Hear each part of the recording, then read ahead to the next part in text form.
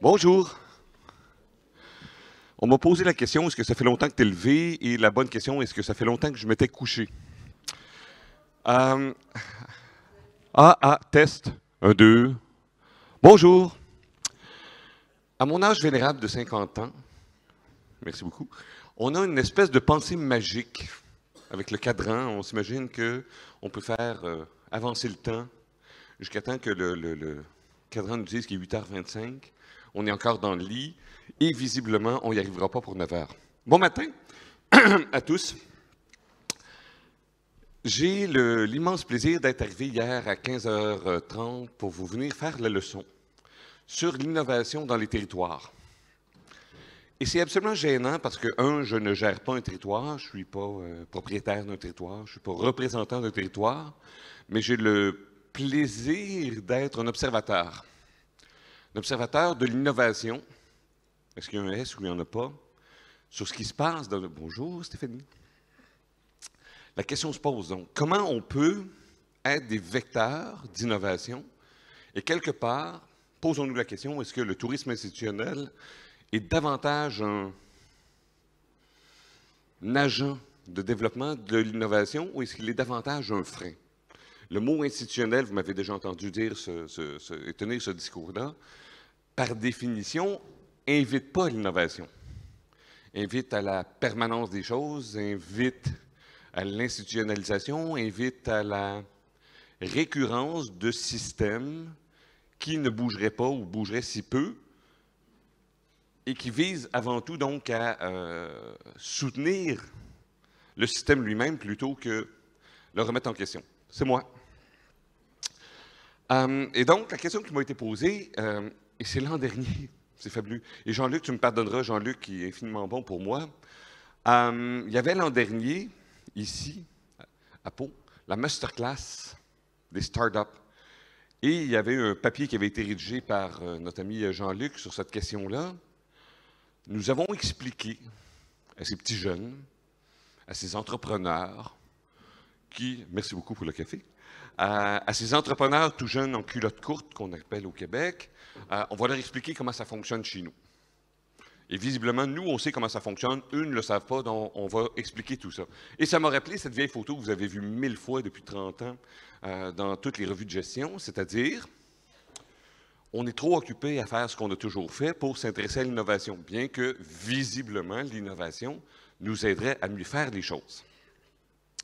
Donc, on va réfléchir ensemble, pendant 1 heure, c'est pas rien, à comment les territoires doivent devenir, à partir d'une expérience nord-américaine, à partir de ma lecture ou de ma vision de ce que j'ai vu ici en France et en Europe, comment l'innovation devrait devenir un moteur de nos territoires. Crise catatonique.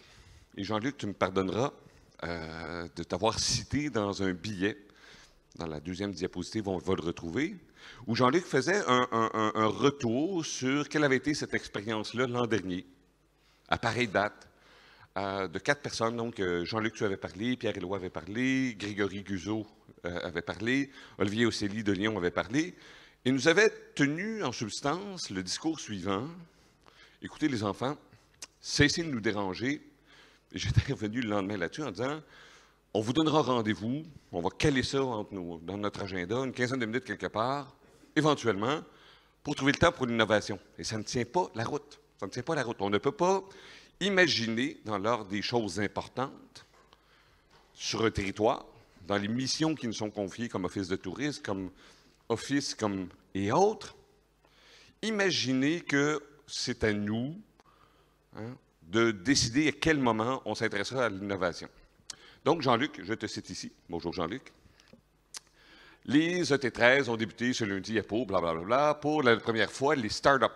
Et on sent déjà dans le ton, il y a un petit, on l'accepte ici, un petit ton paternaliste. Pour la première fois, nous avons daigné leur dire le message officiel qui est le suivant. Qu'est-ce que la masterclass? Donc, c'est quoi l'objectif du type d'événement? Rapprocher le monde du tourisme de celui des startups. Et ça, c'est pas vrai. Parce que ce qui s'était passé, c'est de dire, les startups dans la salle, écoutez ce qu'on a à vous dire, et s'il vous plaît, obligez-nous pas à répéter. Et c'est inquiétant. Et j'adore Jean-Luc, même s'il me regarde avec des yeux méchants.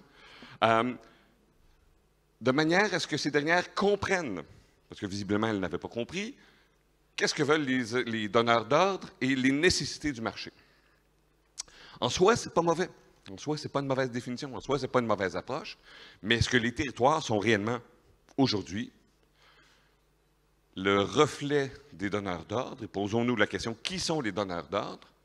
Et sont-ils, bonjour, sont-ils également le reflet de la pensée, de la volonté du marché? Et posons-nous la question, à quel moment un office de tourisme devient propriétaire des besoins du marché? Il devrait l'être. On est tous d'accord là-dessus.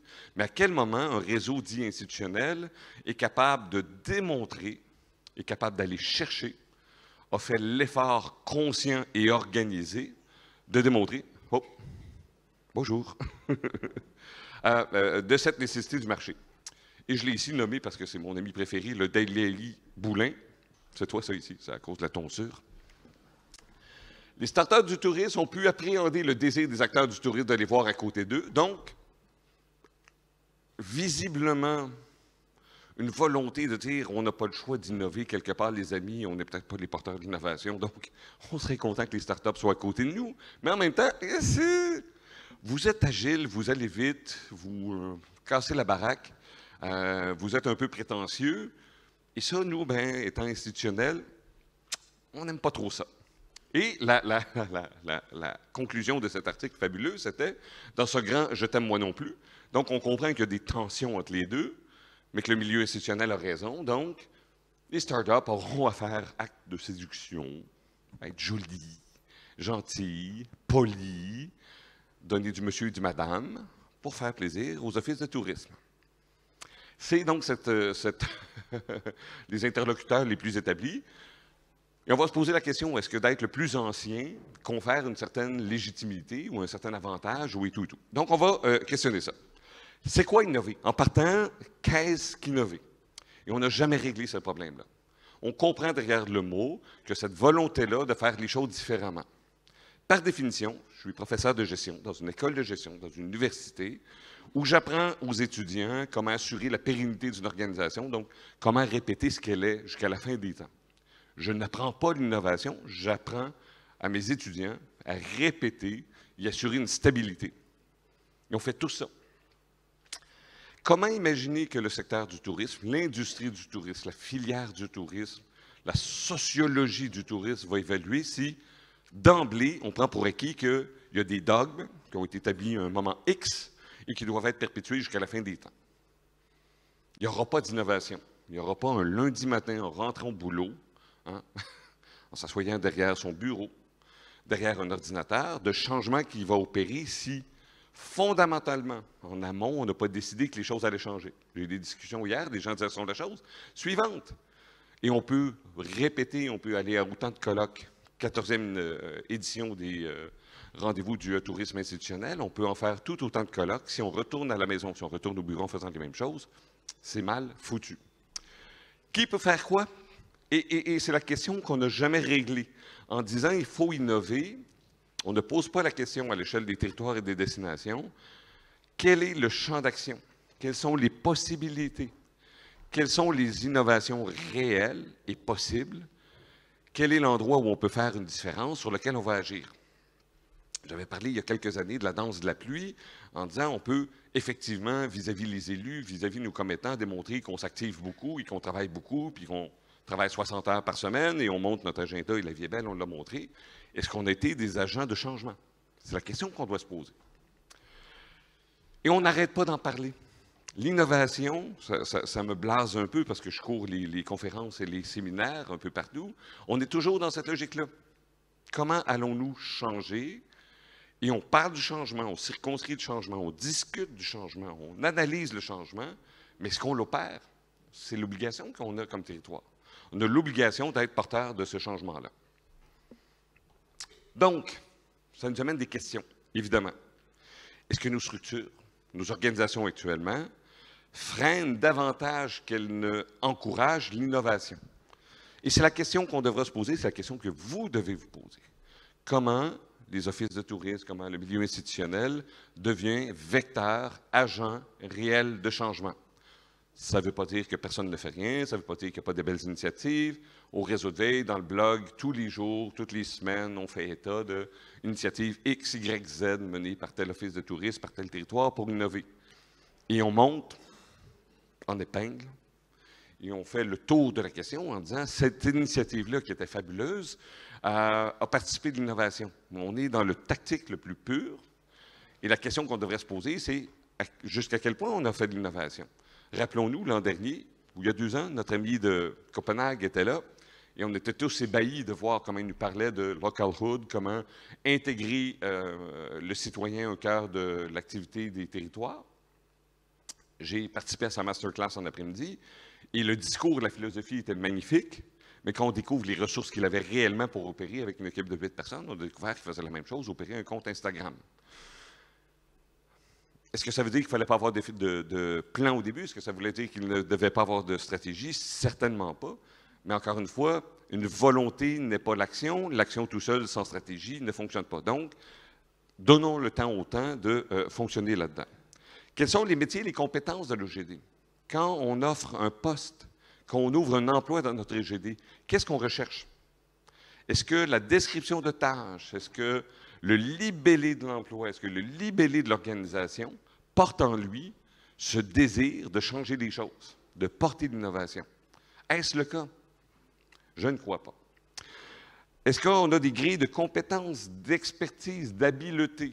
Est-ce qu'on demande, au-delà d'un diplôme, des expertises à avoir transformé une organisation, à avoir transformé un secteur, à être intéressé à l'innovation, à avoir développé, à avoir suivi des cursus d'amélioration de compétences?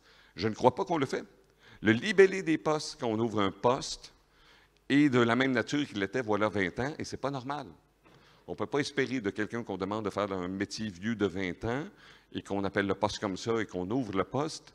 Imaginez que par miracle, la personne va arriver en disant « Je prends le poste, mais je vais faire tout le contraire de ce qui m'a été demandé ». Ça ne peut pas. Donc, il y a cette obligation-là dans un premier temps. Je l'ai dit tout à l'heure, est-ce que d'être une structure ancienne, et on retrouvait ça dans l'article, est-ce que le fait de dire on était là avant, donc on a nécessairement raison, on est porteur de la vérité, on est porteur de la réalité d'un secteur? C'est pas vrai. Parlons Maréchaux-Ferrand, c'est joli, c'est l'occasion de parler d'un métier disparu. Est-ce que le fait d'être arrivé en premier nous donne une certaine valeur?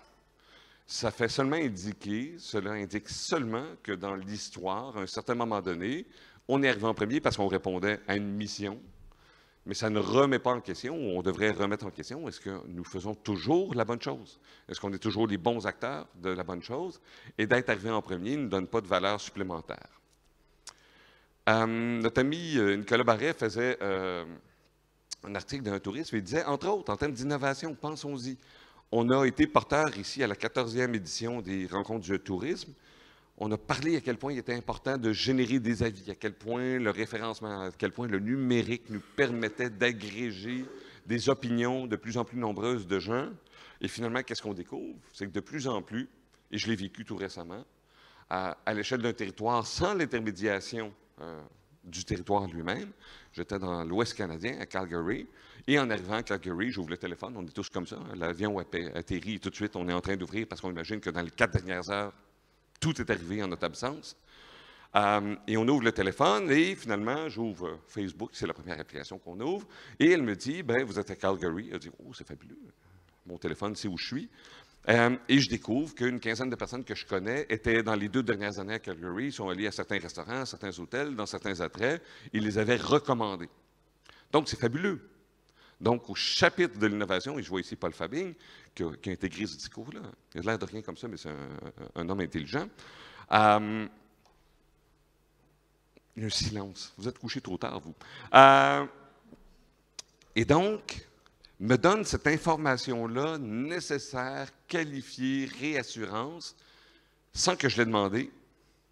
Et sur la plateforme qui est la mienne, sur la plateforme où j'utilise mon temps, 90% de mon temps, et vous faites exactement la même chose, Facebook, Messenger, Instagram, Message, Messenger, et dans mon cœur, c'est-à-dire mon téléphone, Facebook est venu me dire des choses dont j'avais besoin. Donc, on a court-circuité un système tout à fait absolu de recommandations ou de système institutionnel pour venir là où j'étais, c'est-à-dire au moment où l'avion se pose. On se comprend, là, au moment où l'avion se pose sur la destination, j'ai l'information qualifiée sans l'avoir demandé à l'endroit où j'en ai besoin. Donc, est-ce que c'est une bonne technologie? Est-ce que ça ne l'est pas? Est-ce que ça sera le modèle dominant dans 5 ans ou pas? Je ne le sais pas. Mais ce que je sais, c'est que cette intelligence de ces grands groupes-là, qui ne sont pas des territoires, d'être capable de me pousser une information pertinente sur le territoire sans que je l'ai demandé, mais sur le canal que j'ai choisi. C'est ça la différence. Je n'ai pas choisi la destination. J'allais à Grande Prairie, je vous jure, je n'ai absolument pas choisi, on me l'a imposé. Mais le canal, qui est le mien, que oui, j'ai choisi, l'information y était. Donc, en termes d'innovation, déjà, on est entré dans une autre logique. On n'est pas porteur derrière d'une volonté d'un territoire pour lequel on dit « je sais ce que veut le territoire », c'est « vous êtes là, donc voici l'information dont vous devriez logiquement avoir besoin ». Et quel hasard, c'était pile poil l'info dont j'avais besoin. Est-ce que les OGD sont à l'écoute des solutions d'innovation qui leur sont proposées? Et je comprends dans la masterclass ce problème fondamental. Je suis directeur d'un office de tourisme. On m'appelle 40 fois par semaine, des petits blancs-becs qui me proposent 100 fois la même solution, de la même manière, convaincus qu'ils ont inventé le bouton à 4 trous. Ça existe cette expression ici, hein, le bouton à 4 trous? Il ne faut pas être intelligent pour avoir inventé le bouton à 4 trous, expression québécoise en disant une espèce de redondance qu'il ne fallait pas être très brillant. Et je le comprends. Et je le comprends. Mais pourquoi c'est irritant pour les gens qui travaillent sur un territoire de se faire déranger? Parce qu'ils n'ont pas conçu dans leur flux de travail, dans l'organisation de leur travail, le moment où, d'un côté, logiquement, on devrait aller chercher sur le territoire, être conscient, organiser de façon systématique les besoins du territoire. Parce qu'on va se rendre compte que les besoins d'un territoire X ne sont pas ceux du territoire Y, c'est évident, ça va de soi. Mais en refusant et en fermant la porte ou en disant « vous me dérangez » ou « je donne 15 minutes à la dernière seconde à la fin de la semaine », visiblement, ce n'est pas comme ça que ça va fonctionner. Donc, si on n'est pas... J'enseigne à l'université, je devrais être porteur de la science, je suis le dernier des cancres, je ne le suis pas, mais grosso modo, les gens en sciences disent la chose suivante, pour faire une découverte scientifique, il faut être capable de la concevoir. Pour concevoir qu'existent les microbes, il a fallu à un certain moment donné, j'ai oublié le nom, c'est peut-être Mme Curie et Louis Pasteur, qui ont pu imaginer qu'il y aurait des micro-organismes qui rentrent à l'intérieur et qui viennent affecter. Et à partir du moment où on est capable de concevoir que c'est la cause de la maladie, alors qu'avant on pensait que c'était les humeurs, hein, on pensait que ça traversait à travers la peau, et c'est pour ça qu'on ne se lavait pas. Vous savez, hein, d'ailleurs, il ne fallait pas se laver parce qu'en se lavant, on faisait rentrer les humeurs à l'intérieur et c'est comme ça qu'on tombait malade. Donc, avoir une bonne couche de gras nous protégeait de la maladie.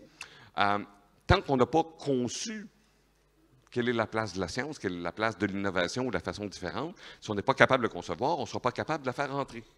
Bien, sans surprise, ça va être la même chose avec les territoires. On ne peut pas imaginer, si on n'ouvre pas la porte, notre réflexion, les œillères, en disant quels sont les besoins de mes territoires, à quel endroit, quelles sont la définition, les points de contact, les irritants, les pain points, disent nos amis anglophones. Si on ne l'a pas défini, c'est mal foutu. Et on ne peut pas imaginer que dans le brouhaha, dans l'action quotidienne d'un office de tourisme, si on n'a pas pris le temps minimalement organisé de réfléchir à ça, on ne sera pas plus avancé. Concrètement, et l'autre point qui est le plus important, c'est qu'est-ce que recherche le visiteur? Qu'est-ce que recherche le visiteur? Je parlais de l'exemple de Facebook. Facebook n'a pas décidé que j'étais touriste à Calgary. Il ne l'a pas fait à ma place. Il a développé, il a mis en œuvre une série d'actions géoréférencées, géolocalisées, qui dit, comme tu utilises mon application que tu utilises beaucoup trop, et il y a maintenant sur iPhone, vous avez vu la nouvelle iOS 12, ça dit le temps d'écran qu'on utilise, ça fait mal. Visiblement, je passe beaucoup trop de temps là-dessus. Et la bonne nouvelle, c'est que je ne suis pas tout seul. Et donc, que recherche notre visiteur? À quel moment il veut savoir quoi? Et c'est une obligation, là. Ici, ce n'est pas un souhait, ce n'est pas une volonté, ce n'est pas un vœu pieux, c'est une obligation la plus absolue de comprendre que veut notre visiteur. Et si comme office de tourisme, comme si réseau d'offices de tourisme, comme acteur institutionnel, on ne le fait pas, bien, il y a quelqu'un qui va le faire à notre place. Et c'est en train d'arriver actuellement. Et c'est un petit peu ennuyeux. Et à quel moment dans le cycle du voyageur, la destination est-elle pertinente du point de vue global, mais de l'innovation? À quel moment, comme visiteur, je parle d'innovation, vous venez écouter quelqu'un parler d'innovation? Est-ce que comme touriste, est-ce que comme visiteur, je suis à la recherche d'innovation? Est-ce que je dis, hé, destination, épate-moi, innove? C'est des systèmes, c'est notre façon de travailler qui est la nôtre. Le visiteur est tout à fait imperméable, indifférent, et même plus qu'indifférent. Il ne veut pas en entendre parler. Il veut essentiellement qu'on lui donne quelque chose à laquelle il a la recherche et pour laquelle recherche de besoin, nous avons, nous, l'obligation de travailler. Donc, regardez comme ça, on voit mon crâne. Non, mais c'est quand même, oh, il luit un petit peu. Et posons-nous la question, et je me suis amusé, et la diapositive et la présentation sera disponible, je me suis amusé à mettre des plus et des moins. Et c'est un exercice parfaitement, pas futile, mais parfait, de dire, dans la relation du visiteur au territoire ou destination, dans la relation de l'organisation, de gestion de la destination, par rapport au territoire lui-même qu'il représente, le visiteur par rapport à l'organisation par rapport aux autres organisations, quels sont ces rapports-là recherchés dans le cycle du voyageur, que j'ai ici résumé avant, pendant et après, à quel moment, qui est interpellé? Et on n'ira pas dans la déclinaison la plus totale, mais le visiteur et le territoire, si je vais aller à Paris, si je vais aller à Pau, si je vais aller en Aquitaine, au moment de la planification, on est d'accord, on est tous d'accord, la pertinence sera la plus grande sur le territoire. Je veux aller à un endroit X, je suis conscient que l'endroit X existe. C'est un principe de base de marketing. Pour avoir envie d'aller quelque part, il faut savoir que ça existe. Et donc, c'est le moment où, logiquement, le territoire, la destination, aura le plus de pertinence. Parce qu'à partir du moment où j'ai pris ma décision et que la réservation a été faite, il est un petit peu trop tard. Donc, avant, oui, je m'intéresse au territoire. Je vais m'intéresser, une fois que j'aurai choisi la destination, on l'a vu dans un cycle décisionnel, aux entreprises, aux activités, à l'endroit où je vais loger et tout et tout. Et plus donc, le cycle va avancer, moins je vais m'intéresser au territoire. Moins je vais vouloir concrètement et formellement être en relation avec l'Office de tourisme. J'ai aucune envie. Une fois que je ne dis pas qu'il n'est pas nécessaire, je ne dis pas que son action n'est pas nécessaire, je dis que je ne recherche pas de la part de l'Office de tourisme la réponse à mes questionnements, la réponse à mes besoins. Et donc, pendant le séjour, ce qui sera le plus important, ce sera le nombre d'organisations, d'attraits, d'activités, et qui prennent toute la place. Et si vous, comme territoire, vous dites « je veux m'insérer là-dedans, je veux être là, hey, regardez, je suis porteur de la marque », aucun intérêt de la part du visiteur. On perd notre temps. C'est-à-dire, on apporte une réponse inutile à un besoin qui n'existe pas. Donc, ce n'est pas là qu'il faut travailler. Et après, sans surprise, bien évidemment, on commence à se poser la question, une fois que je suis revenu de vacances, le travail de l'Office de tourisme ou du milieu institutionnel, comme visiteur, c'est le dernier de mes soucis. Je veux dire, je ne connais pas grand gens qui, sur leur fil Facebook, sur leur compte Instagram, disent « J'étais la semaine dernière à Pau, regardez les photos de l'Office de tourisme. Wow! C'est le plus bel office de tourisme que j'ai vu. Je recommande à tous mes amis d'aller voir l'office de tourisme. Il est magnifique. Tu fais ça, Jean-Luc? Non. Et pourtant, c'est ton métier. Donc, visiblement, il y a quelque chose qu'on doit casser ici. Et donc, je me suis amusé. L'an dernier, on parlait des 5 rôles de l'OGD, hein, l'étude de Destination Next. Ça a fait beaucoup de bruit. Même beaucoup de gens en ont parlé sans savoir que ça venait de là. Prendre une petite gorgée de café, ça ne sera pas mauvais pour moi. Et donc, j'ai essayé de réfléchir de façon très pragmatique et prosaïque. Quels sont les métiers de l'OGD? L'OGD devrait être effectivement un intermédiaire crédible. Il a donc l'obligation. Quel délicieux café! A cette obligation-là d'avoir de la crédibilité, de rentrer au bon moment dans le cycle du voyageur. Pour être crédible, ça, c'est un peu quand on tombe en amour ou follement amoureux de quelqu'un, hein, tout d'un coup, on fait un travail de séduction.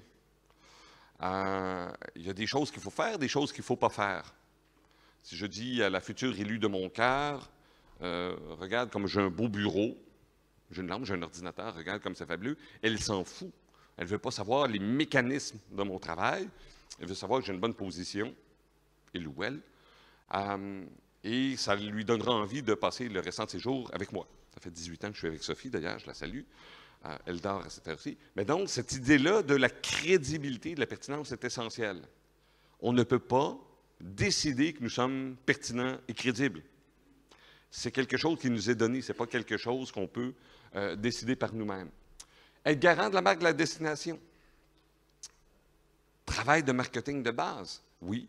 Il y avait Joël Gaillet hier, il y a cette logique-là de l'attractivité du territoire, où on découvre que le milieu institutionnel a cette capacité-là d'être rassembleur et d'être porteur d'une volonté d'un territoire qui, encore une fois, n'est pas la même d'un territoire à l'autre.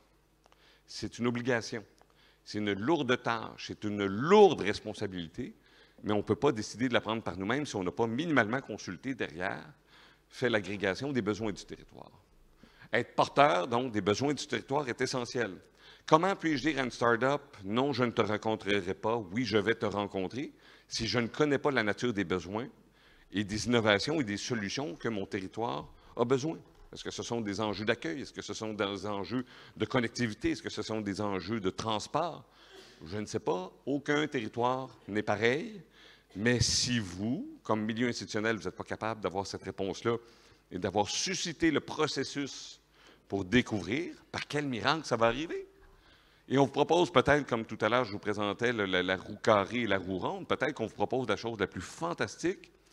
Et pour vous, c'est une perte de temps, on vous dérange dans le quotidien, alors que dans les faits, on vous amène une chose qui est pertinente. On doit donc être capable de découvrir la qualité ici. On doit s'effacer à tout prix. Ouch! Dans le milieu de la technologie, dans les applications et dans les innovations technologiques, dans les solutions technologiques, de plus en plus, on voit, puis je le vois dans l'expérience du MTLab, des gens qui disent « nous allons être en marque blanche ». On n'est pas là pour faire de la publicité, pour apparaître, pour dire nos amis de, par exemple, BuzzBud qui travaille avec nous, qui a développé à l'échelle de la planète, donc la disponibilité des transports en autocar, donc une plateforme qui est fabuleuse, qui est intégrée en marque blanche, par exemple, sur SNCF. Ce n'est pas important pour lui. Ce qui est important pour lui, c'est de dire, je contrôle à l'échelle de la planète l'achat de billets d'autocar, et ce n'est pas de la publicité. Je ne veux pas avoir BuzzBud, ce n'est pas moi. Je réponds à un besoin, et si le consommateur l'utilise, c'est ça qui est important. Je viens de terminer une étude, on va sortir les résultats dans les prochains mois, sur la question du tourisme responsable. On va s'éloigner un petit peu. Les grands tours opérateurs, qui sont quelque part un milieu institutionnel, depuis des années disent que nous devons agir sur la responsabilité, sur l'environnement, sur la culture, sur le social des destinations qu'on vend. Mais dans la réalité, allez sur le site de n'importe quel tour opérateur, sur TUI, et vous allez retrouver à gauche une quarantaine de critères. Hein? L'échelle de prix, date de départ, nombre d'étoiles, éloignement de l'aéroport, Wi-Fi, piscine, haute activité, etc. Vous avez la possibilité de cliquer. Et on sait maintenant, et j'ai découvert avec mon étude, que les Canadiens, il y a un point de bascule, que l'aspect environnemental, social et culturel est un critère de choix. Non pas pour payer plus cher, mais un critère de choix. TUI a travaillé très fort depuis 10 ans à créer le Conseil mondial du tourisme durable. Et regardez dans la colonne de gauche, nulle part, on fait juste dire la chose suivante, voulez-vous faire votre recherche à l'intérieur de nos hôtels certifiés, de nos centres de villégiature certifiés? C'est quelque chose de fabuleux. On travaille fort, on sait que c'est un besoin, on crée le besoin, on est un acteur, mais quand vient le temps d'utiliser à l'échelle d'un territoire ou à l'échelle de destination vendue, le critère n'apparaît pas. Quel est le coût d'ajouter dans la colonne de gauche? Est-ce que vous voulez chercher à l'intérieur? Et c'est un test de produit qui est fabuleux, là, ça ne coûte rien. Si le petit bouton, si la petite case n'a jamais été cochée sur des millions de recherches, on comprendra que ce n'est pas un besoin. Mais actuellement, on est comme ça dans le milieu institutionnel. On prend pour acquis qu'il y a des besoins d'innovation, mais on ne veut certainement pas, ou on fait tout en notre possible pour ne pas expérimenter, pour ne pas changer. Et je comprends, je ne dis pas que c'est mauvais, je ne dis pas qu'on est des imbéciles qu'on fait ça. Je dis qu'on n'ouvre pas la porte, on n'a pas réfléchi à ouvrir cette porte-là à une certaine innovation. Donc, il faut s'effacer à tout prix. Il faut devenir une marque blanche. Il faut distinguer ce que nous sommes comme organisation par rapport aux élus, par rapport à nos commettants, etc., pour lesquels on a une reddition de compte pour expliquer pourquoi et comment on utilise les fonds publics. Mais inversement, le visiteur n'en a rien à cirer. L'innovation doit apparaître la plus caché possible. On viendra ici pour se vanter, on viendra ici pour dire l'année prochaine « Hey, j'ai fait telle innovation, c'est merveilleux, c'est fantastique », mais certainement pas auprès du visiteur. Il n'y a, lui, aucun intérêt. Et donc, un OGD, un petit peu en dérision, c'est pas sa mission, c'est pas écrit nulle part dans les statuts, ne pas se faire déranger par des startups. C'est pas écrit nulle part. En tout cas, parce qu'à main levée, il y a des gens qui c'est écrit dans leur statut où on accepte de se faire déranger le vendredi après-midi seulement? Absolument pas. Se faire séduire par des petites structures, ça n'existe pas. C'est illogique. C'est parfaitement illogique. Parfaitement illogique. Et ce faisant, qu'est-ce qu'on fait? Bien, on finit par freiner l'innovation. Par quoi? Par manque de temps. Je reviens à mon petit dessin du début. Je n'ai pas le temps d'utiliser la roue parce que je suis trop occupé à faire autre chose qui prend tout de mon temps. Et amusez-vous pour faire le test. Moi, je l'ai fait dans mes équipes et ça fait paniquer les gens. J'ai demandé à mes collègues de me faire, sur une semaine complète, comment ils utilisent leur temps. Ils ont paniqué. Ils ont dit, ah, je fais du développement, je fais de l'analyse, je fais de la rédaction. Je fais non. Je veux savoir concrètement quelle activité tu faisais précisément. Et c'est horrible, hein? Faites le test dans vos équipes. Quand vous demandez ça à votre équipe, qu'est-ce qui se passe? Les gens paniquent. Les gens pensent, ils veulent me contrôler, ils pensent que je ne travaille pas assez, ou ce que je fais, c'est pas bon, ou que je ne suis pas un bon coéquipier. C'est pas ça la volonté. Mais on vit dans un mythe. Je parlais du mythe tout à l'heure, qu'à 8h25, dans mon lit, j'étais convaincu que j'avais le temps de snoozer une fois de plus et que j'arriverais ici à 9h pile. C'était une erreur. Bien, de la même façon, j'innove, oui, je suis prêt. Mais dans les faits, qu'est-ce que je fais de mes journées? La question se pose. Deuxième chose, c'est par manque d'intérêt. Je dois m'intéresser. Je ne peux pas seulement dire je dois innover, notre structure doit innover si je n'ai aucun intérêt là-dedans. Et ce n'est pas obligé d'avoir un intérêt. Si je ne l'ai pas, moi, je dois avoir quelqu'un dans la structure qui est porteur de cette volonté-là, de cet intérêt absolu. On doit dire aux gens, nous sommes ouverts à l'innovation. Venez nous présenter vos solutions. Pas 24 heures sur 24, pas 365 jours par année, mais découvrir, prévoir, développer une fois par année, 2 fois par année, le salon de l'innovation, la réflexion, la co-construction avec les prestataires, je ne sais pas. À chacun de découvrir sa voie pour le faire, mais on doit l'avoir prévu. Si ce n'est pas prévu, si dans les statuts, je regarde ici mon ami Paul Fabing de l'Alsace, si on ne l'a pas prévu dans la planification, et pourtant Dieu sait qu'on prévoit des choses, on prévoit des voyages, on prévoit des déplacements, on prévoit des salons, on prévoit des colloques, la vie est belle et tout, est-ce qu'on a prévu le moment où on va demander à nos prestataires de nous expliquer quels sont les irritants qu'ils voient, qu'ils observent sur le territoire, et à quel moment on va demander à des gens, dites-nous, je ne sais pas c'est quoi le problème, je ne sais pas c'est quoi la solution. C'est-à-dire, si j'ai un système comptable à changer, ça va être super facile pour moi. Hein? Je veux dire, j'ai besoin d'un système comptable, je vais faire un appel d'offres, et là, des solutions vont m'être présentées, puis on va dire, voici ce que fait ma solution, voici ce qu'elle coûte, et je ferai un arbitrage entre qu'est-ce que m'apporte la solution et combien elle coûte. La vie est très belle. Des enjeux sur un territoire de fluidité, d'accessibilité, je ne sais pas c'est quoi. Et il n'y a pas d'entreprise qui a une solution déjà définie. L'innovation, c'est ça, c'est demander à des gens en disant, vous avez travaillé sur quelque chose de technologique, vous l'avez travaillé sur le transport. Une des startups qu'on incube actuellement au Thème Lab, c'est fabuleux, c'est la navette nature. Il y a quelque chose de fabuleux au Québec, on a plein de parcs nationaux qui sont magnifiques. C'est pour un visiteur, pour un jeune, pour un étudiant, pour quelqu'un qui ne veut pas avoir de bagnole, c'est à peu près impossible. Le territoire est immense, c'est impossible de s'y rendre. Et les transporteurs, les autocaristes, font du transport interurbain d'une ville à l'autre depuis la nuit des temps et n'ont aucun intérêt à développer le transport vers les parcs nationaux. Donc, il y a un réel besoin, il y a un réel problème, il y a réellement des autocars et personne n'a imaginé trouver un moyen de faire en sorte que pour un certain visiteur s'y rende. Les 2 jeunes femmes ont démarré cette entreprise-là, c'est un succès fabuleux. S'ils avaient demandé à Montréal, s'ils avaient demandé à la ville de Mont-Tremblant, par exemple, s'ils avaient parlé à Sherbrooke, si on avait posé la question aux autocaristes, qu'est-ce que vous pouvez faire pour innover, ils auraient fait non, on est au maximum, on a développé toutes les routes qu'on est capable de faire. Si on avait été voir l'association touristique régionale, ils auraient dit on a des très beaux parcs nationaux, on en fait la promotion, on trouve sur le site Internet, c'est incroyable. Personne ne s'est posé la question, oui, mais si je n'ai pas de bagnole, comment je fais pour y aller? Personne. Et on ne peut pas faire un appel d'offres, trouvez-moi un moyen de transport pour aller dans les parcs nationaux. Je ne sais pas la logique de l'Office de tourisme de le faire. Mais vous comprenez, cette ouverture-là, cette compréhension-là, à partir du moment où on l'a imaginé, que quelqu'un développe la solution, tout d'un coup, elles deviennent, ces deux jeunes femmes-là, des vedettes. Pourquoi? Parce qu'on les a incubées, parce qu'on les a acceptées, parce qu'on a donné un label d'une solution viable, et tout d'un coup, tout le monde désire cette solution-là. Mais il faut reconnaître qu'il y a un problème et que la solution n'est pas définie d'emblée. Là, je n'ai pas le temps ici. Est-ce que quelqu'un est porteur du temps?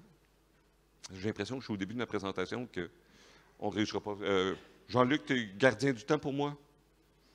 Tu peux me faire 10, 5, 3 ou... 9h15. Oh, je suis dans le pétrin. Et donc, par manque de compétences. C'est-à-dire que pour être capable de recevoir l'innovation, il va falloir que j'ai la compétence, il va falloir que je décide que les nouveaux postes à pourvoir ne seront pas à être à l'accueil, à distribuer des brochures, mais bel et bien à recevoir et comprendre et fédérer ces besoins-là d'innovation. Le changement s'opère donc par superposition, non pas par substitution. C'est toujours facile, c'est comme le gym, ça, de dire je vais commencer la semaine prochaine, je vais y aller, je vais avoir des saines habitudes de vie. Personnellement, ça fait 20 ans que je me dis ça. Et à un certain moment donné, j'ai pris pour acquis que ça n'arrivera pas. Si je ne suis pas capable de le faire, le changement, donc, je dois accepter d'opérer et donc d'ajouter à la charge de travail de nos gens. Étude sérieuse, sans blague, a démontré, je parlais tout à l'heure de... Et c'est parti de ça, cette idée-là chez moi, de demander à mes équipiers. Et vous remarquerez que je n'ai pas fait l'exercice que j'ai demandé à mes équipiers de le faire, mais pas à moi. C'est horrible. D'évaluer ce qu'ils faisaient dans le temps. Mais des études sérieuses indiquent que le quart de notre temps passé au travail, sur les 8 heures qu'on passe au boulot, il y a le quart où on ne fait, entre guillemets, rien. C'est quoi? On regarde, on lit, on regarde les mails, on regarde des sites Internet, blog, Tourisme Info, on regarde Skift et tout et tout. On est en train de ne rien faire. Pas dans un sens inutile du terme, mais on n'est pas en train de faire la description de tâches telle qu'elle était libellée. Donc, cette place-là pour l'innovation, ou cette place-là pour faire des choses différentes, elle existe. On a logiquement le quart de notre temps qui pourrait être réalloué. Si le moindrement on ouvre les yeux un petit peu et un petit peu l'esprit, on devrait le faire. Donc, je la trouve fabuleuse, l'image. Vous voyez, il y a plein d'outils numériques autour, et pourtant, c'est pas ça qu'on fait dans nos structures, mais on n'est pas réellement 8 heures par jour en train de faire des choses extrêmement sérieuses pour lesquelles on ne doit pas être dérangé. Ludovic Dublanchet, porteur de lumière et maître à penser, ça c'est la façon polie de dire gourou, disait dans un billet il n'y a pas si longtemps la chose suivante. Ici, dans le cadre de sa mission régalienne de coordination des socioprofessionnels, et c'est pas rien de le dire, hein, donc de coordination des socioprofessionnels, l'Office de tourisme devenait un coach, un organisateur de partenariat entre prestataires au bénéfice du client et bien entendu de l'économie locale. 14 éditions de rencontres du tourisme institutionnel pour arriver à ça. Qu'est-ce qu'on n'a pas compris? Qu'est-ce qu'on n'a pas compris? Pourquoi ça nous prend 14 ans arriver à dire « Hey, les amis, si on faisait les choses différemment? » C'est pas rien, là. C'est pas rien. Il y a des gens intelligents de l'Islande, de Copenhague, Joël Gaillet, Guy Rarfaud, qui viennent nous raconter, nous donnent les outils des besoins d'innovation, des nouvelles pratiques, des visiteurs. Et parmi eux, 14 ans plus tard, on fait « Ah, peut-être qu'il faudrait faire les choses différemment. » C'est pas rien, ça. Merci, Jean-Luc. Je vous ai présenté l'an dernier, encore une fois, les 25 stratégies de Destination Next qui faisaient le portrait 4 ans plus tard des besoins des OGD après une étude extensive auprès de 300 offices de tourisme partout sur la planète. Et je sens le plaisir, puis cette conférence-là, je l'ai redonnée, puis les gens disent « Ah oui, c'est vrai, nous, les offices de tourisme, on fait des belles choses. » Non, ce n'est pas un trophée, ce n'est pas un label qu'on vient de vous donner. C'est une feuille de route extrêmement ambitieuse et qui remet en question les fondamentaux de votre organisation. Ça remet en question. Là. On n'est pas dans l'amélioration, on n'est pas dans le par substitution, on est vraiment dans la nouveauté la plus absolue. Et c'est pas rien. Et c'est pas rien. Il faut donc distinguer cette organisation-là qu'on a versus le territoire. Si notre métier est de travailler pour le territoire en marque blanche, c'est tout un nouveau métier, de nouvelles compétences qu'on doit activer. Et donc, on avait 5, on se rappelle, les 5 métiers. Posons-nous la question au chapitre de l'innovation pour le milieu institutionnel. Qu'est-ce que ça signifie? Curateur. On a donc une obligation en termes d'innovation de réfléchir sur les contenus.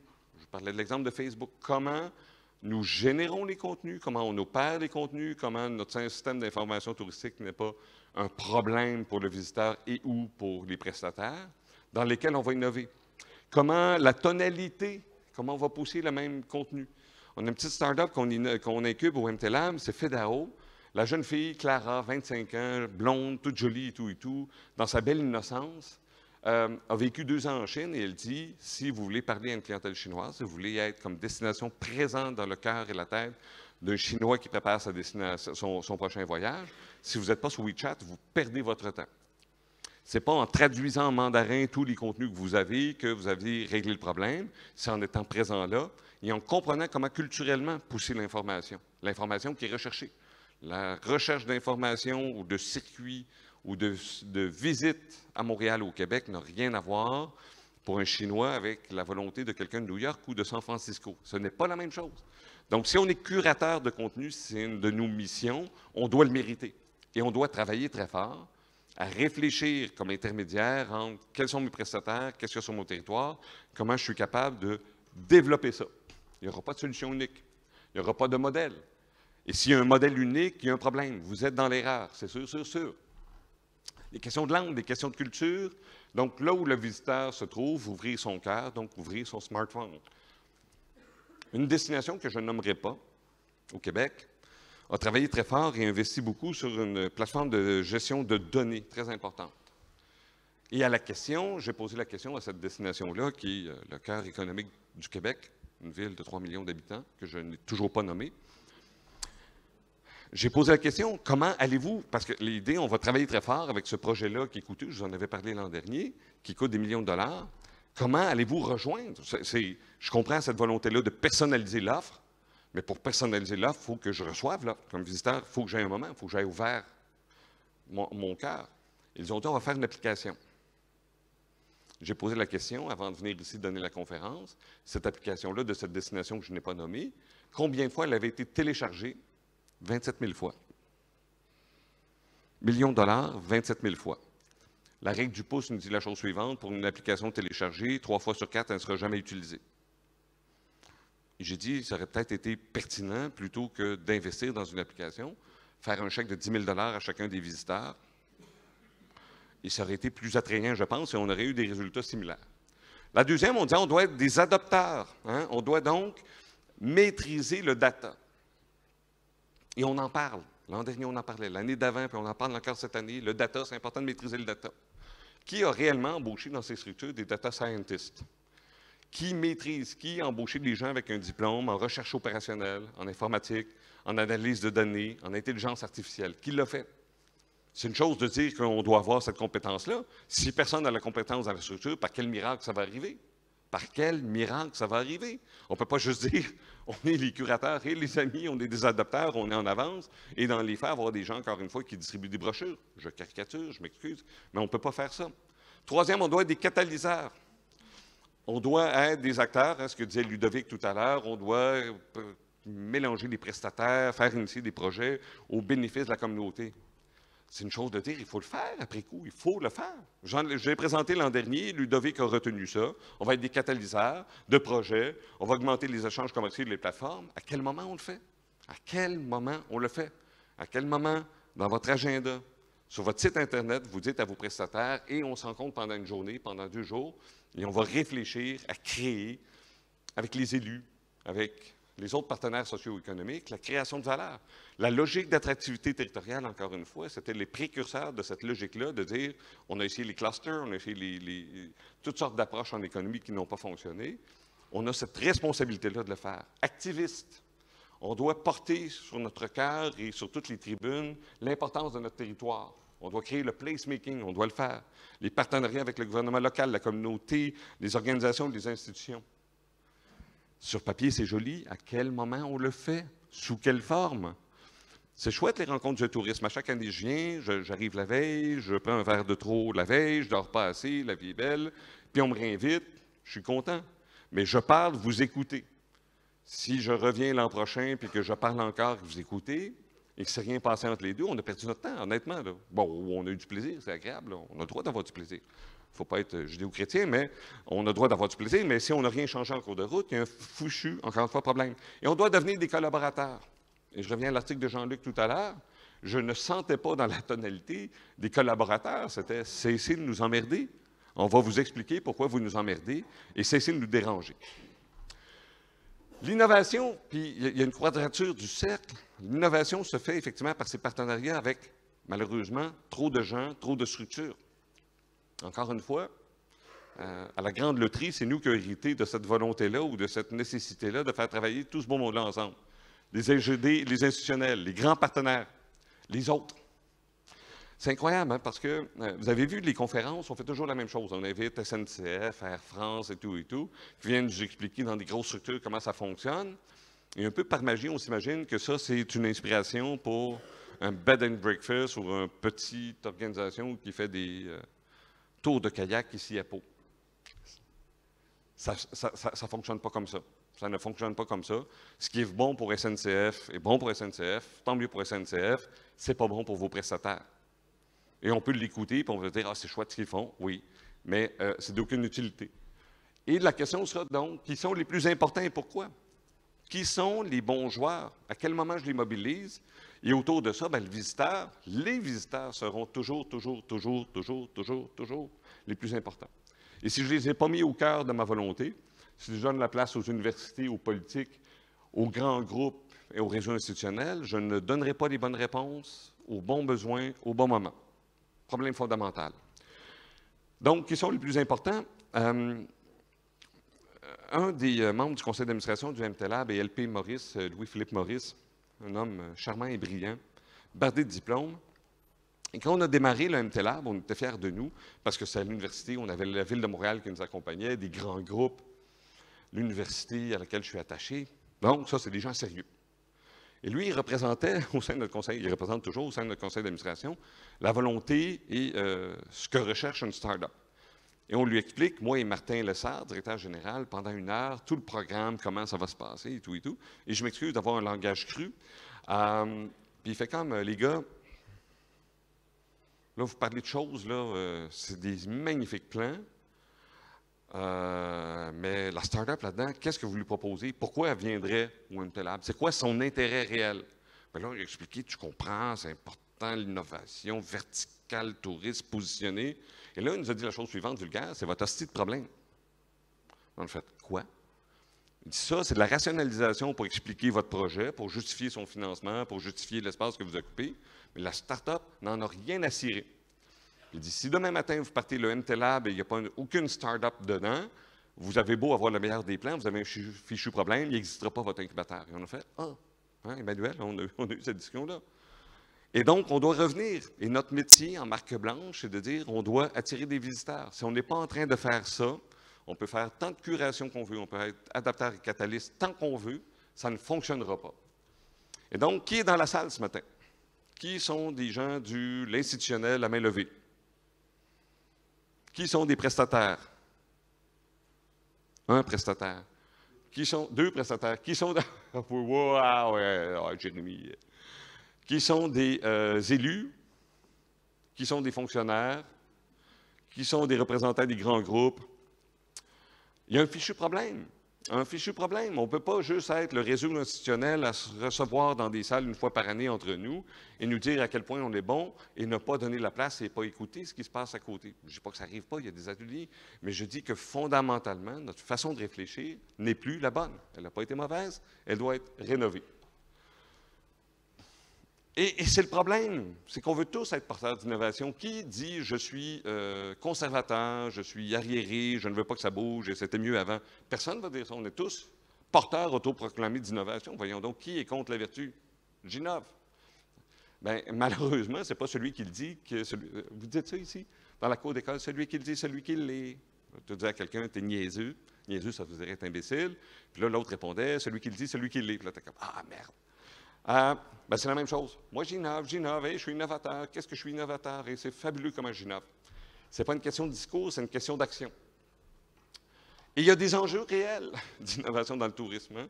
Encore une fois, distinguer les besoins des applications. On va le voir rapidement parce que j'ai bouffé tout mon temps. Il y a cet enjeu-là, effectivement, que nos amis les startups ont l'impression, parce qu'ils maîtrisent une technologie, une solution technologique, qui répondent à tous les besoins. Ce sont des applications à la recherche de problèmes. Ça, c'est l'erreur des startups. Et c'est là que, comme territoire, comme institutionnel, on a un rôle à dire Ta solution, ça part d'une bonne intention, mais le problème a déjà été résolu. Ce qu'on te demande, c'est fais un petit pivot. Utilise à bon escient ta solution. Nous, on va t'aider à ce que cette solution-là réponde à un besoin qui existe sur mon territoire. On est des intermédiaires, on est des facilitateurs, on est des connaisseurs de notre territoire. Et c'est fabuleux, là, je veux dire, il y a une valeur immense à cette chose-là. Mais il faut, encore une fois, ouvrir la porte. Quels sont les besoins spécifiques aux touristes? C'est toujours la même chose. Le manque de repères, la méconnaissance de la communauté. Et quel hasard, comme porteur du territoire, comme porteur de la volonté du territoire, le milieu institutionnel est le plus à même de répondre à ces questions-là. Mais ça n'arrive pas par action du Saint-Esprit. Il faut un travail de fond, planifié et constant. Est-ce qu'il y a une place là-dedans pour le territoire de la destination? Oui, il y en a une, on l'a vu tout à l'heure. En préparation et quand le visiteur est sur place, l'important n'est pas de dire l'Office de tourisme a travaillé et a une solution, c'est de faire en sorte que le visiteur ne voit rien en marque blanche, que tout ça soit transparent, toute la stratégie sans couture, seamless. On l'a vu dans les grands groupes, on devrait l'inspirer également, que les choses se fassent beaucoup plus fluides, de façon fluide. Le problème également, et j'ai vécu MTLab, quand on a créé la chose, c'est les bailleurs de fonds qu'on avait été voir au début. On a fait la même erreur. Donc, j'ai fait la même erreur que beaucoup d'entre vous. Je suis allé voir les fonds publics, les partenaires publics, en disant « Donnez-moi du fric ». Puis ils ont dit « Pouvez-vous me garantir que vous allez être le prochain incubateur du prochain Airbnb ?» Et la réponse est non. La réponse est non. Non. Non, je ne peux pas le garantir. Et le problème suivant, c'est que la minute où je suis devenu Airbnb, j'ai plus besoin ni du territoire, ni de fonds publics. Hein? Je lève des fonds sur Nasdaq et des centaines de millions. Bon, on jasait hier, on discutait de toutes sortes de levées de fonds actuellement, de start-up, hein, où deux partenaires à Montréal ont parti Hopper, ils viennent de vendre pour 135 millions de dollars. 135 millions. 135. C'est beaucoup, 2 millions. Ils sont deux, donc on sort la calculatrice, 135 divisé par 2. Ils n'ont pas de problème jusqu'à la retraite, c'est sûr. Et on ne peut pas dire, quand votre solution sera institutionnalisée, on s'intéressera à vous, parce qu'à partir du moment où c'est Airbnb, puis après ça, on pleure, Airbnb, ils ne sont pas gentils, ils ne sont pas bien avec les prestataires, Booking, ils ne sont pas gentils. Et voilà. Il fallait ouvrir la porte quand ils étaient tout petits, puis qu'ils venaient cogner à notre porte. On a dit, non, venez nous voir quand vous serez solides. Bien, quand ils sont solides, ils n'ont plus besoin de nous. C'est une question de besoin. C'est une question de pertinence, toujours. L'innovation n'arrive pas tout seul, ce n'est pas un cadeau, ce n'est pas un trophée. Les erreurs, les startups en font des erreurs, on est d'accord, mais votre rôle, ce n'est pas de leur mettre en pleine face, votre rôle, ce n'est pas de les diminuer, de les dénigrer. C'est si on a bien fait notre travail en amont de définir les besoins en innovation du territoire, pas trouver les solutions, trouver les besoins. Bien, effectivement, il y a des startups qui sont convaincus qu'on peut faire fortune en tourisme. Ce n'est pas vrai. Moi, j'enseigne en tourisme et plusieurs fois par année, on me pose la question, hey, comment je fais pour devenir riche en tourisme en ne travaillant pas en tourisme? Comment rendre un directeur d'office de tourisme millionnaire? Vous savez comment on fait ça? On lui donne $1 milliard. OK. Être convaincu que le GD est un agent d'innovation? Sincèrement, les startups qu'on incube, on est à la deuxième, on avait reçu 78 dossiers la première année, 93 la deuxième. Ces gens-là, quand ils commencent notre programme d'incubation, on pose la question, à quelle structure, quelle entreprise vous voulez travailler? On a 9 grands partenaires, ils veulent tous parler à Tourisme Montréal. Et je dis, c'est incroyable, parce que Tourisme Montréal n'est pas un donneur d'ordre. Tourisme Montréal ne vous fera pas un chèque. Tourisme Montréal n'achètera pas une solution parce que ce n'est pas son métier de le faire. Quel intérêt avez-vous à travailler avec Tourisme? Ce n'est pas un agent d'innovation. Il a beau être là, son métier actuellement est ancien et il ne répond pas. Et c'est vrai pour l'Alliance, c'est vrai des autres. Donc, il faut, encore une fois, cette intermédiation entre les territoires et les startups, il faut imaginer, définir quels sont les besoins. La start-up est pleine de bonne volonté. Les gens hypothèquent leur maison pour y arriver. Il faut les accompagner. Et on a un rôle extrêmement pertinent à ce niveau-là. Croire que l'OGD est un donneur d'ordre, il ne l'est pas. L'OGD n'est pas un donneur d'ordre. L'OGD va faire des choses. Vous allez entendre tout à l'heure Audrey de Stimulation Déjà Vu en marketing olfactif. L'OGD, sa tentation de la chose suivante, c'est de faire un stun, de faire quelque chose de marqué. Hein? On fait une campagne, on active quelque chose, hein, l'activation de campagne. Et une fois qu'on l'a fait pendant une année, l'année d'après, on passe à un autre sujet. Il n'y a pas cette logique-là de l'OGD qui dit « nous avons un besoin pérenne et on va le faire évoluer ». Ça n'existe pas encore. Hein? Au mieux, l'OGD va être quoi? Il va être un prescripteur. Et ce n'est pas le moindre des métiers, ce n'est pas la moindre des tâches. C'est important. Cette rencontre-là entre le besoin du territoire, des prestataires et les start-up, si vous ne le faites pas, personne ne le fera et ça va être au détriment de la destination. C'est un agent de marketing et d'information. La réalité, si on regarde le temps occupé par les équipes, si on regarde où sont postés et comment sont utilisées les heures et les budgets des OGD, on est essentiellement dans du marketing et de l'information. Où est la place à l'innovation? Donc, il faut réfléchir quelque part à prévoir des budgets, prévoir du temps, donner des titres aux gens pour qu'ils le fassent. Donc, être convaincu de l'unicité de sa solution, ça, c'est le dernier problème des startups. Et vous avez ce rôle-là en disant, on se rappelle, quand Airbnb est devenu populaire, il y a 3 ou 4 ans ici, tout le monde disait, bon, l'économie collaborative, on va prêter, on a vu ça, son voilier, son entrée de garage, sa perceuse, son escabeau et tout et tout. Effectivement, c'est le même problème, mais c'est notre rôle de dire, vous avez peut-être une solution technologique, mais vous répondez aux mauvais besoins, on est obligé de le faire. Expérience, donc, imparfaite, évidemment, parce que c'est tout nouveau, puis on n'a pas inventé grand-chose non plus, on a juste adapté ce qui se fait au Welcome City Lab. On s'est rendu compte que ce besoin, cette rencontre-là, entre tous les partenaires que j'ai présentés tout à l'heure, existait réellement. Il y a un besoin physique, il y a un besoin de rencontre. Le numérique prend son sens quand des relations de confiance humaine se sont créées. Et c'est ce qu'on a développé dans cet espace-là qui est assez sympathique. Emmanuel était avec nous la semaine dernière avec France Tourisme Lab. Et je pense que c'est la chose enfin, une des choses qui est sortie de l'expérience, c'est de dire si on est capable de travailler ensemble, de se voir, de prendre un café ensemble, tout d'un coup, l'innovation peut apparaître. On a 9 partenaires et il y a 2 destinations. Le Québec, l'Alliance d'industrie touristique et Tourisme Montréal. Les 2 sont des excellents partenaires. Les 2 sont des grandes structures. 30 millions de budget pour l'Alliance, 50 millions de budget pour Tourisme Montréal. On n'est pas, c'est pas rien. Et pourtant, ces entreprises-là, ces OGD-là, qui s'impliquent avec cœur et âme à incuber des gens, n'ont pas changé leur processus interne. C'est incroyable. Et les startups s'imaginent, quand ils arrivent, qu'ils vont trouver là toutes les dernières mesures, toutes les dernières activités, les actions, etc. Et ils sont éminemment déçus. Parce que c'est une chose d'appuyer l'innovation, c'est une autre chose d'être innovateur. Et c'est ça qui est fabuleux. On veut tous être porteurs du terme innovation, mais on ne le fait pas. L'innovation challenge, remet en question la mission et les processus de l'OGD. Si on n'est pas dans ce niveau de travail-là et de réflexion, c'est seulement de la poudre aux yeux, c'est seulement du marketing, c'est rien de plus. On offre aux 9 partenaires, donc on leur dit, vous donnez une somme de 50 000 ils sont 9, 450 000 le programme d'innovation et d'incubation est fait dans cette nature-là.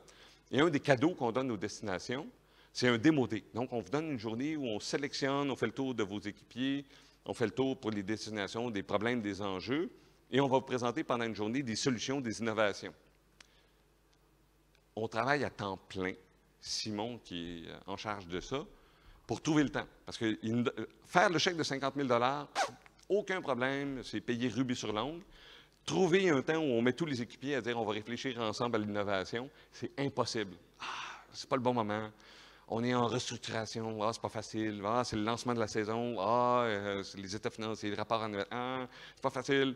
On devait le faire en octobre. On va le faire en décembre. Écoutez, on va le faire en février. On est obligé de se battre avec eux pour rentrer l'innovation pour laquelle ils payent. Ils payent 50 000 ce sont des grands groupes, et pourtant, il faut se battre avec eux. Alors, à plus forte raison, comme territoire, vous imaginez, pour les prestataires, comment c'est difficile. Et ce qu'on est tout à fait convaincu au MTLab, c'est que le bonheur des uns fait le bonheur des autres. Et on fait l'équilibre fonctionne de l'innovation parce qu'on a des startups heureuses, parce qu'on a des partenaires heureux, parce qu'on a un conseil d'administration heureux, et cet équilibre-là doit être cherché tout le temps. L'innovation n'est possible que si on répond aux besoins, aux attentes, au contexte, et qu'on prend ce recul-là pour le concevoir et donner la réponse. Oh, j'ai dépassé le temps. Je suis rendu à peu près au premier quart de la présentation, donc je vais parler un petit peu plus vite, ça vous va? Il faut donc casser la logique des silos. On a été structuré en silos, on est financé en silos, on est le fruit de réseaux, on crée des réseaux, puis des réseaux qui deviennent des espèces de châteaux forts dans lesquels on ne laisse pas rentrer les autres, puis qu'on dit que les autres ne sont pas gentils, ils ne sont pas gentils avec nous, et entre nous. Il faut arrêter ça. On a rendu le tourisme compliqué. C'était complexe, on l'a rendu compliqué, pour justement avoir tout le terrain de jeu à nous tout seuls. Ce modèle-là n'est plus pérenne, ce modèle-là ne peut plus fonctionner. On a le confort dans le mimétisme. On a ce confort-là en faisant Hein? À Zedine, on avait cette discussion-là. Je veux dire, à la Réunion, on regarde comment ça fonctionne le réseau des offices de tourisme en France, et on reproduit le modèle, et on est content. Puis on dit, pourquoi vous le faites? Parce qu'en France, ils le font. Ah. Et tout le monde est en train de mimer l'autre. C'est pas mauvais, c'est humain comme qu'on.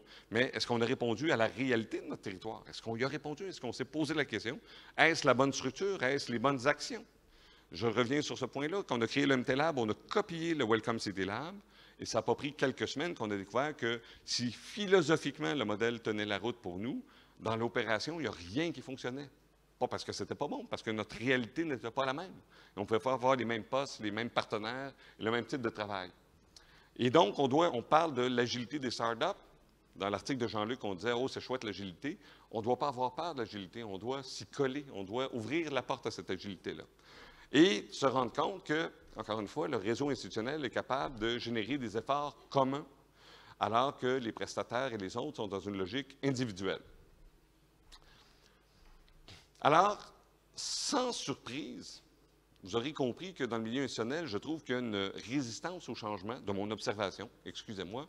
La plus importante, ce n'est pas dans les grands groupes, ce n'est pas chez les élus, ce n'est pas chez les startups, certainement pas, et c'est certainement pas chez les visiteurs, c'est le milieu institutionnel qui est le plus résistant, pour des raisons excellentes, mais qu'il va falloir arrêter à un certain moment donné.